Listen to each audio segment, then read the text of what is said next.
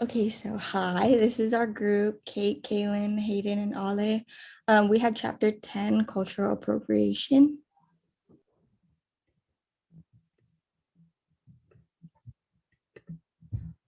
So just to go over what cultural appropriation is, Oluo explains it as adoption or exploitation of another culture by a more dominant culture. So an example of this would be ethnic costumes during Halloween, and a specific example of an ethnic costume could be a hula girl costume.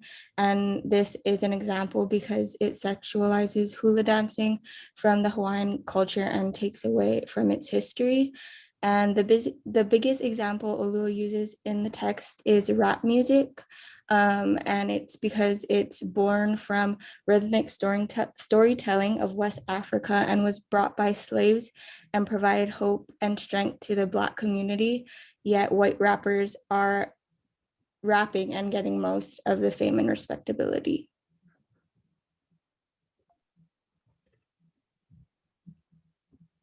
So Oluo makes this point about America being this utopia melting pot of different cultures, and how many assume that sharing and appreciating these different cultures helps to fight racism, but it does not. She makes a point to distinguish between appreciation and appropriation. So she says that it confuses appreciation with appropriation, which disproportionately benefits the dominant culture by borrowing from marginalized cultures, and it can be super harmful. Um, and she also notes that it links to this power imbalance between the dominant culture who's appropriating and the culture being appropriated.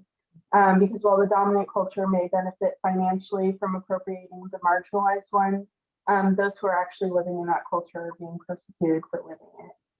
And then she also argues that without this power imbalance, cultural appropriation will be much less harmful. Going along with that main idea, this kind of goes hand in hand. Olua uses in the text, she says that cultural appropriation is the product of a society that prefers its culture cloaked in whiteness. So, in other words, this shows that cultural appropriation in a society shows that the society only respects the culture when it's cloaked in whiteness. And this reinforces the idea that was previously stated in the previous argument, that until we live in a society that equally respects all cultures, any form of dominant cultures, taking or borrowing from marginalized cultures will be at risk of being insulting.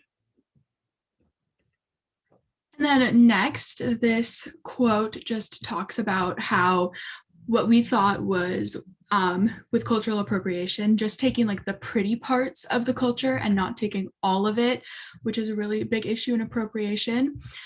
And then Oluo also talked about how persons of color trying to raise attention towards this power imbalance rubs many white people the wrong way, which I think is kind of interesting because they're just trying to like show that yes, you're taking part of our culture, but you're only taking the pretty parts of it. You're not taking the reality behind it.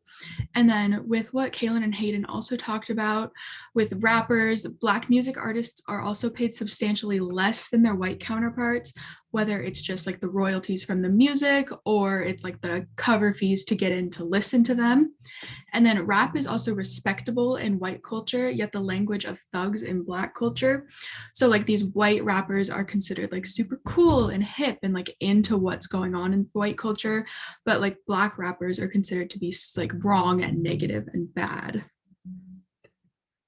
And then our group analysis, once again, we talked about like how these groups are only taking the pretty parts of the appropriated culture, not the whole reality. Then there's a large power imbalance between the dominant and non-dominant culture. Appropriation versus appreciation is a very, very complicated topic because a lot of people seem to think they're very similar, even though they are not. And then this also causes disorientation of what truly is a specific culture. Once again, just, taking the pretty parts of it and not the entire reality of what is a specific culture. And then one thing we did want her to talk about is what she taught when she said that this rubs many white people the wrong way. We wanted her to get into that more because she really just like had one small paragraph in this chapter that talked about it, but then she just moved on instantly. And so we wanted a little bit more information from her because this chapter was also pretty short. So we were all kind of like really desiring more information from Oluo in this chapter.